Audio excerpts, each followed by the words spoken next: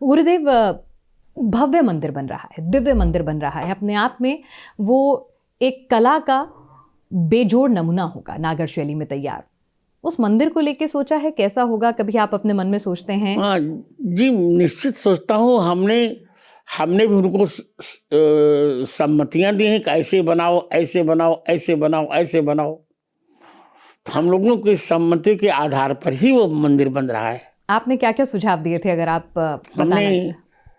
स्तंभों का सुझाव दिया था और कहा था कम से कम 3 तल होनी चाहिए। प्रथम तल में भगवान राम, मुख्य रामलला जी, और एक 5 वर्षीय बालक का विग्रह। द्वितीय तल पर सीताराम जी, राम दरबार। तृतीय तल पर अन्य देवतागण, गोपुर। बहुत बड़ा मंदिर बन रहा है और एशिया नहीं, विश्व का सबसे प्रथम मंदिर यह बन रहा है। हमने उनको सब सुझाव दिए कि इसको ऐसा करो, ऐसी कलाकृति करो और उसी प्रकार बनाए जैसा हम लोग चाहते थे। गुरुदेव, आप तो अंतर्यामी हैं, मन की आंखों से सब कुछ जान लेते हैं, लेकिन उस दिन को लेकर कुछ मन में किस तरह की भावनाएं हैं? हालांकि संत जो हैं संयम के लिए जाने जाते हैं, लेकिन फिर भी एक 500 वर्ष वही संयम है। उस दिन के लिए मेरी वही भावनाएं हैं जो 14 वर्षीय वनवास पूरा करके अयोध्या के प्रत्यागमन के समय भगवान राम के प्रति अयोध्या वासियों की थी। कौशल्यादिक मात सब मन आनंद अति होय, आयो प्रभु श्री अनुजित कहंचा तब कोई।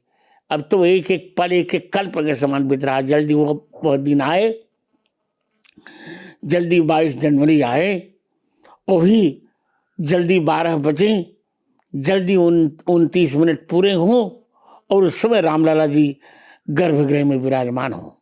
बिल्कुल, हम कल्पना भी नहीं कर सकते जो अनुभूति आपको होने वाली है, क्योंकि हम उस आंदोलन के गवाह नहीं रहे। हमने उस आंदोलन के बारे में सिर्फ सुना है, नई पीढ़ी ने भी सिर्फ सुना है, पढ़ा है, लेकिन आप उस आंदोलन का हिस्सा रहे और राम की भक्ति का अलख आप जगाते रहे। तो आपको जो अनुभूति उस दिन होगी, आपकी तपस्या जो पूर्ण होगी, उस पर हम फिर से बात ज़रूर करेंगे। लेकिन मैं आपको ज़रा थोड़ा इतिहास के पन्नों में ले जाना चाहती हूँ। वो दौर बेहद मुश्किल था राम आंदोलन का, जब आपने ये नारा दिया कि राम मंदिर मेरा जन्म सिद्ध, कर्म सिद्ध और धर्म सिद्ध अधिकार है। ऐसा है, वो दौर वास्तव में बहुत कठिन था, क्योंकि चारों ओर कांग्रेस का शासन था, दमनकारी तंत्र था, दमन हो रहा था। उस समय राम कहने में भी लोग डर रहे थे, तो क्या कहा जाए। पर उस दौर को भी हमने देखा और उन चुनौतियों को भी स्वीकारा। अंत में विजय हमारी हुई। बिल्कुल, और तमाम राम भक्तों की ये विजय है, हमारे पुरखों के संघर्ष का, संतों के संघर्ष का ये फल है। लेकिन उस दौर में जब संतों को भी नहीं बख्शा जाता था, क्या कहा जाए पिनाश जी,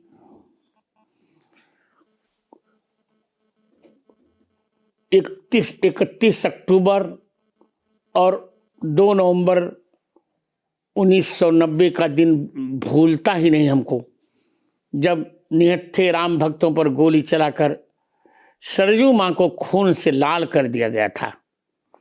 कोठारी वंश का सर्वनाश कर दिया गया।